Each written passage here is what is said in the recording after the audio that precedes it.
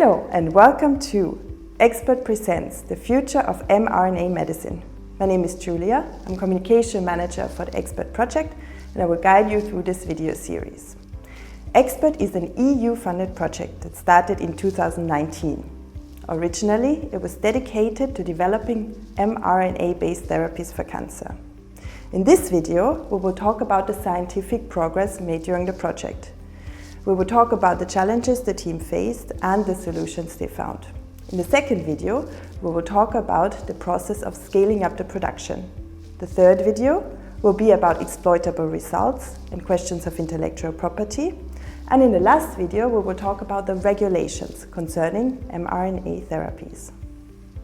So within Expert, the goal was to develop an intratumoral immunotherapy. So the goal of that is by a local injection of a high dose of immunomodulators to induce a systemic immune response that then lyses the tumor not only where it was injected, but also distal disseminated metastasis.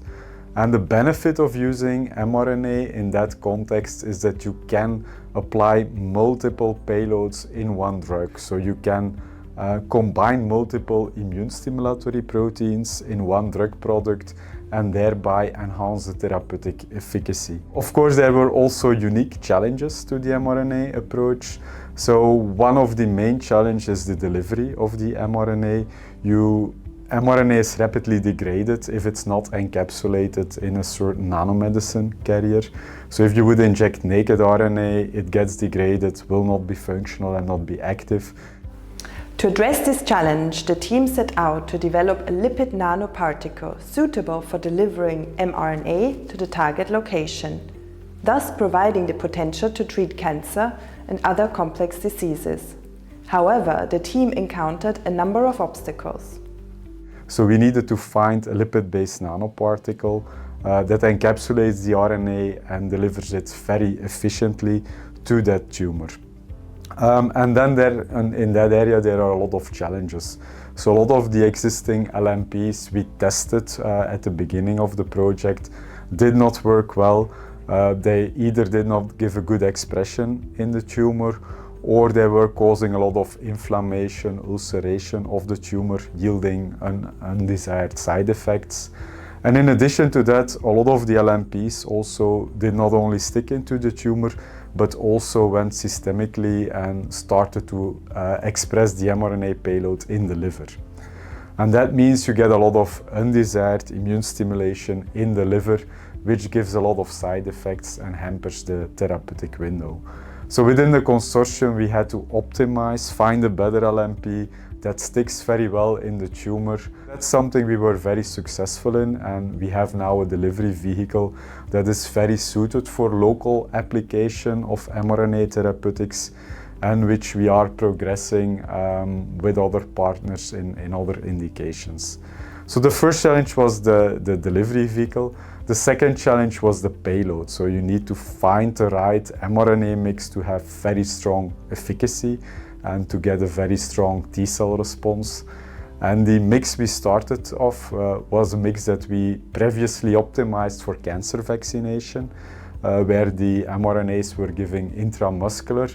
But unfortunately, it didn't turn out to work when we were giving that directly into the tumor. So we needed to identify a very novel payload that could work intratumorally, and we screened about 40 different combinations of mRNAs encoding for different immune stimulatory proteins in multiple tumor models, and ultimately we arrived at a very novel mix that gives us a very high responder rate in multiple tumor models.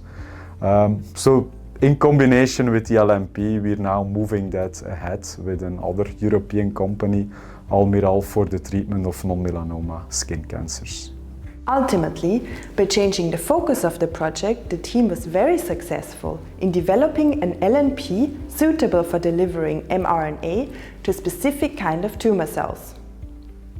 We are now in the late part of the scaling up process. So going from the small batches in the lab scale up to potentially hundreds of liters.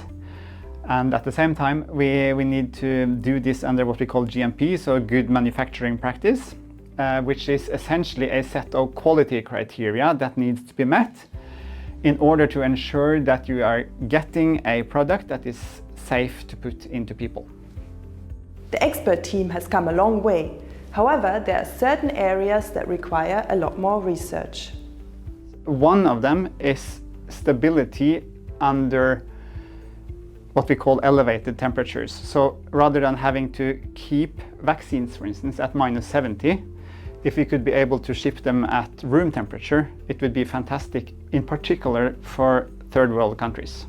Because the infrastructure to keep things ultra cold is not always there. So if you want to reach a broader population in third world countries, you will need to find a way to ship them under higher temperatures, for instance, and they would still need to be obviously very effective.